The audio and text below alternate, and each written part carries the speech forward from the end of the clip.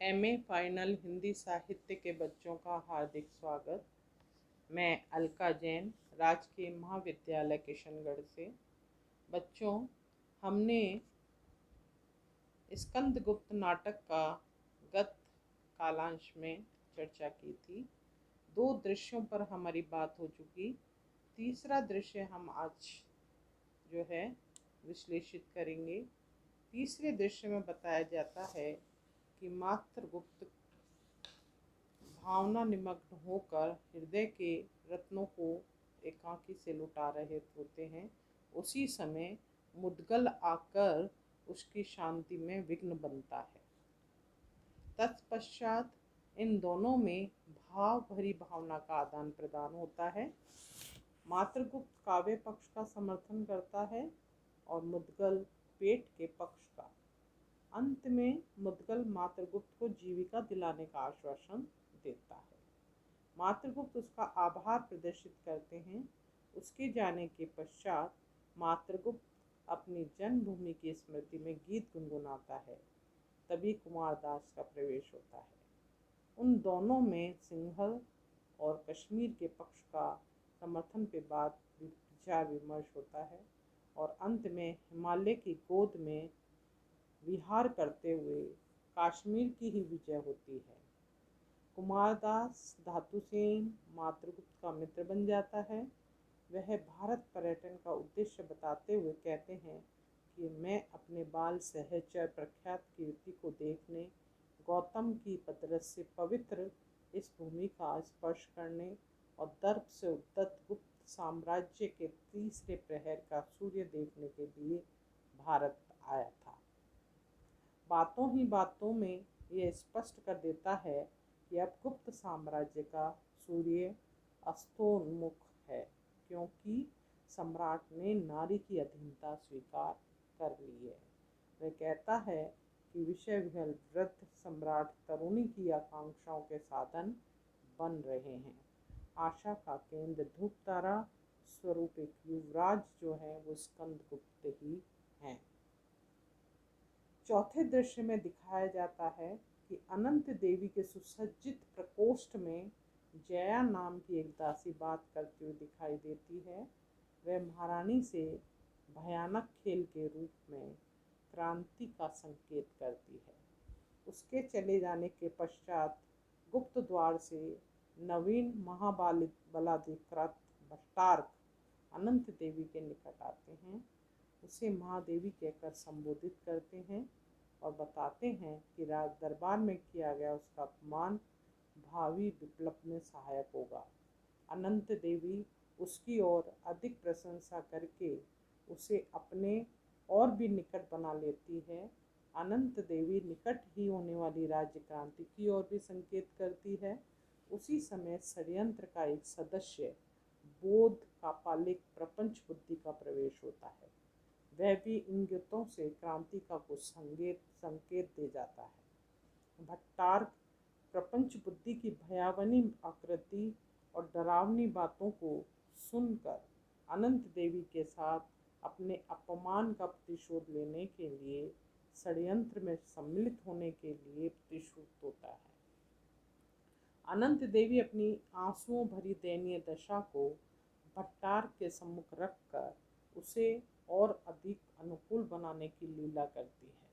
अंत में भट्टार्क द्वारा नारी की रहस्यमयी प्रकृति पर विचार करने के साथ ही यह दृश्य यहाँ समाप्त होता है और फिर खुलता है 5वां दृश्य, जहाँ षड्यंत्र की प्रक्रिया चलती है। नवीन महाबलाधिकृत इसमें सर्वाधिक कार्य करता हुआ दिखाई देता है। वह अंतर्वेद के विषयगति सर्वनाग को भी सदैव सुंदरी खड़गलता का सानिध्य रखने के कारण वीर तो हैं पर अपनी पत्नी से डरता है। महादेवी के कक्ष का पहरा देने के लिए कहता है और प्रत्येक का अंतःपुर में प्रवेश और बाहर जाना निषिद्ध कर दिया जाता है। स्वर्गनाग की पत्नी रामा महादेवी की रक्षिकाओं में से एक है। वह अपने पति को महादेवी देवकी की रक्षा के लिए उत्तेजित करती है। सैनिक और प्रहरियों के वार्तालाप से वातावरण की भयानकता प्रकट होती है। मृत्यु का चित्कार भरा स्वर चलती हुई वायु की साय साय में सुनाई देता है। परम भट्टारक कुमार गुप्त की रुग्णावस्था का प्रचार किया जाता है। पुनः सम्राट का निधन होने पर अथवा किए जाने पर भट्टारक उनके निधन को छिपाए रखने के लिए प्रयत्न करता है। महाबलाधिकृत भट्टारक के द्वारा नियुक्त होने पर नायक कुमार मात्य, पृथ्वीसेन, महादंडनायक और महाप्रतिहार के प्रवेश पर विरोध करता है। उनके अनेक प्रकार से डराने और धमकाने पर भी वह प्रवेश नहीं करने देता। जैसे ही वह तीनों खड्गों को कोष से खींचते हैं, वैसे ही षड्यंत्र के छल पर महाभट्टारक के पद पर अतीत स्थित पुरगुप्त और भट्टारक का प्रवेश होता है। भट्टारक बता देता है कि महाराज ने मरते समय अपना उत्तराधिकारी पुरगुप्त को नियोजित किया है, अतः नियमानुसार उनका अभिवादन होना चाहिए। युवराज स्कंद गुप्त का पक्ष समर्थन करते हुए वे कुछ विरोध प्रकट करना चाहते हैं, पर पुरगुप्त उन्हें विद्रोह बताकर उन्हें बंदी बनाने की घोषणा करता है। भट्टारक जैसे ही शस्त्र रखने की आज्ञा का पालन करने के लिए कहता है, तभी वे तीनों राष्ट्र स्वाभिमानी सिंहासन के परम हितैषी अपने अपमान का अनुभव करके आत्मघात कर लेते हैं। भट्टारक अंत में स्वामी भक्तों के निधन पर अपनी मूल भूल स्वीकार करते हैं और अप्रतिहिंसा राक्षसी के निमित्त रक्तदान समझकर संतोष का अनुभव करते हैं। इस प्रकार षड्यंत्रकारी अपने कुचक्र में सफल हो जाते हैं। इसके पश्चात छठा दृश्य आता है। आरंभ में एकाकी मुद्गल दिखाया जाता है जो अपने प्रवास पर दुखी है। उसी समय नगर प्रांत युवराज की आज्ञा से भूला भटका मातृगुप्त आ जाता है।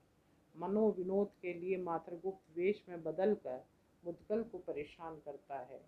दोनों के प्रकट होने पर मुद्गल बता देता है उसे महादेवी ने युवराज का संदेश देने के लिए अवंती भेजा था और पर्णदत्त की आज्ञा हुई थी महाराज पुत्र गोविंद गुप्त को खोज निकालने को। वहीं उन दोनों को नागरिकों का करुण क्रंदन सुनाई देता है। हूण सैनिक भोले भाले नागरिकों पर नरसंग अत्याचार करते हैं। वे निर्दयी उन्हें डराते हैं, धमकाते हैं और धन मांगते हैं। ऐसी असहाय अवस्था में नागरिक वृंद भगवान से अत्याचारों की मुक्ति के लिए प्रार्थना करते हैं। सन्यासी वेश में गोविंद गुप्त आकर उनका त्राण करते हैं। गोविंद गुप्त से मुद्गल व मातृगुप्त से बीच में हुई वार्तालाप से पता चल जाता है कि आगे पीछे की घटनाओं की क्या स्थिति है। पुण्य मित्रों से युद्ध में विजय हो गई। स्कंद अभी तक बंधु वर्मा की सहायता से परिवर्तित नहीं हुए हैं। हूण भी ठंडे पड़ गए हैं। शीघ्र ही गोविंद गुप्त मालवा को जाने वाला है। सातवां दृश्य जो है खुलता है और उसमें अवंती के दुर्ग में श्रेष्ठ कन्या विजया, बंधु वर्मा की पत्नी जयमाला तथा उनकी भगनी देवसेना में वार्तालाप होता है। इस वार्तालाप से तीनों के चरित्र पर प्रकाश पड़ जाता है। उसी समय बंधु वर्मा के प्रवेश करने पर ज्ञात होता है कि युवराज स्कंद गुप्त का अभी तक कोई पता नहीं चला। शक और हुणों की सम्मिलित वाहिनी सम्मिलित रूप से दुर्ग पर आक्रमण करने जा रही है। भीम वर्मा दुर्ग की रक्षा के लिए नियुक्त किया गया है और अंतपुर की रक्षा का भार जयमाला अपने हाथों में ले लेती है। जयमाला और देवसेना युद्ध की ऐसी विभीषिका में भी विरोचित गान की पक्षपातनी दिखाई देती है और देवसेना द्वारा गाया हुआ गीत उसके हृदय का आभास भी कराता है। तत्पश्चात शत्रुओं द्वारा दुर्ग का मुख्य द्वार टूटता है। भीम वर्मा के द्वारा सूचित होने पर जयमाला और देवसेना शत्रु से सामना करने के रूप में अपना कर्तव्य निश्चित करती हैं। अंत में नाटककार की संकेत सूचना से मालूम हो जाता है कि अंतःपुर का द्वार भी टूटता है। भीम वर्मा गिरते गिरते स्त्रियों की रक्षा के लिए युद्ध करता है। सहसा स्कंदगुप्त की सहायता से शत्रुओं को पराजित किया जाता है और बंदी बनाया जाता है। स्कंद का विजया को देखने पर प्रश्न किए जाने के साथ ही यहाँ दृश्य समाप्त हो जाता है।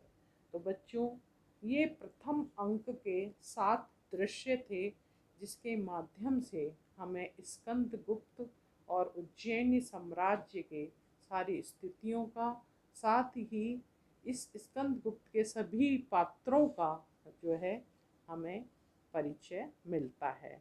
आगे हम चर्चा करेंगे द्वितीय अंक की और उसमें छाए दृश्यों की। धन्यवाद।